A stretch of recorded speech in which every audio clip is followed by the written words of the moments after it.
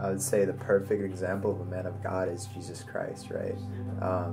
He grew up as just a regular person. Every man has a time in his life where he's growing, you know, where a man becomes a man in due time. The qualities that resemble a man is somebody who takes responsibility, someone who takes ownership in their lives, somebody who is honest, a man with morale, integrity, someone who is able to show emotions in all the correct spheres of his life. As a kid, I looked up to Jackie Chan, Chuck Norris, you know. But as I got older and I started experiencing the love of God throughout my life, and through many different seasons, many different things, I started realizing that being a man is so much more. God is our source of strength. God is our source of wisdom. God is our source of life, right? And a man of God seeks that. He seeks his face, and through that he begins to have attributes of God. He's patient, you know. He's persistent in what he does. He seeks the best for others, you know. The greatest thing I look for in any minister and any man today is, does he have a personal relationship with God? Does he spend time on his knees? Does he spend time in the Word? And above all, does he practice what he preaches? Rely so much on self as a man, you're like, okay, I have to do this, I have to do this, I have to do this. Sometimes that needs to happen, and oftentimes happens to all men, I believe, as they begin getting tired.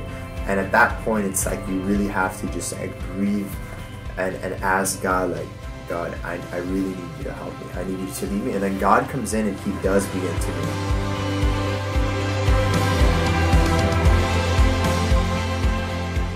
To be a man, it doesn't always mean that we have to have this tough outer shell, or at the same time that we're supposed to carry all the burdens of the world. Because I always thought that being a man means being serious, stern. There are times and places for that, but also that men can sometimes really get emotional, and that sometimes you need to. Being a man is a much higher calling and responsibility than we think of it to be. Something that we see time after time of men of God in the Bible is that no matter what came their way, they would always rise back up. For me, the biggest sermon and the testimony that a man could offer is your life outside of the church.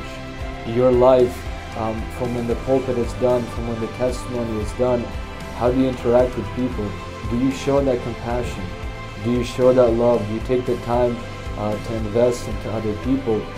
Do you show this character that Christ had?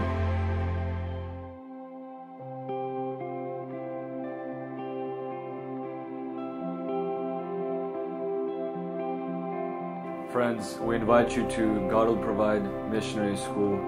We invite you to take the time to invest into your personal relationship with God, to grow in the knowledge of Scripture, and to find God's calling, to find God's purpose for your life.